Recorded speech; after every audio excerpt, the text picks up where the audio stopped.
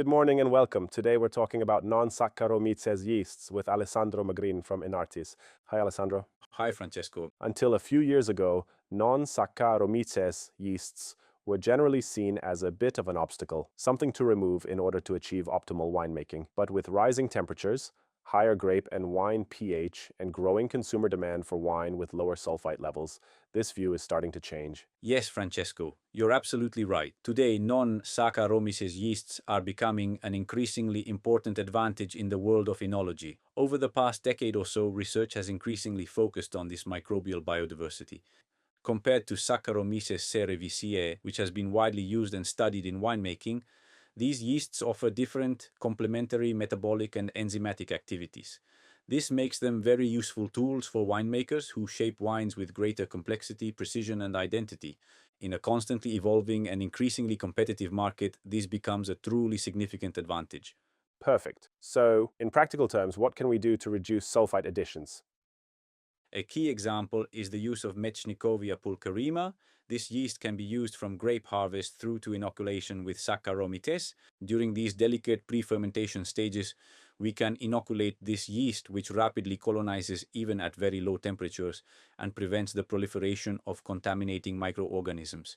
It prevents spontaneous fermentation and bacterial growth, resulting in better preservation of must quality while avoiding or significantly reducing the use of sulfur dioxide. So it essentially occupies the environment and protects it from unwanted microbe development. What about the aromatic profile? How can non-Saccharomyces yeasts help there? Another example is Torulaspora delbrueckii. We have Enartis firm Kutau, which is highly valued for two reasons. From a technical perspective, it has strong osmotolerance. What does that mean? If you think about dessert wines Amarone or situations with high potential alcohol, Saccharomyces can struggle due to the high sugar concentration, leading to unbalanced profiles and high volatile acidity. By using sequential inoculation, starting with Torulaspora and followed by Saccharomyces cerevisiae, we significantly reduce yeast stress and achieve a much cleaner fermentation profile.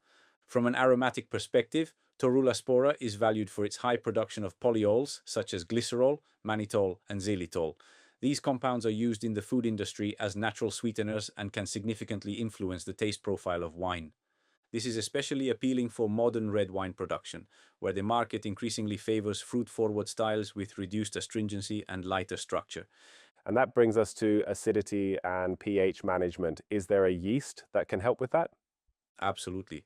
Lachancea thermotolerans can be a very useful tool for this. Like the others, it's used in sequential inoculation before Saccharomyces cerevisiae. This yeast allows an increase in the wine's total acidity, as Lachancea thermotolerans produces significant amounts of lactic acid through the metabolism of sugars. This is crucial for defining certain wine styles, particularly those from warm climates or affected by rising pH due to climate change, as well as wines where freshness and acidity are essential, such as sparkling wines. It can provide interesting sensory and acid contributions while helping avoid regulatory constraints associated with tartaric acid addition. So to sum up, Metschnikowia pulcherrima helps manage vinification with reduced sulfur dioxide use. Torulaspora delbrueckii supports high sugar fermentations and modern wine styles, and Lachancea thermotolerans helps correct high pH and boost acidity. Does Enartis offer these yeasts? Absolutely.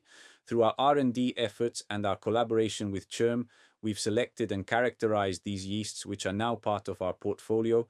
We offer Enartis firm QMCK, which is the Metschnikowia pulcherrima, Enartis firm Kutau, which is our Torulaspora delbrueckii, and Lachancea thermotolerans as a new product available starting with this harvest.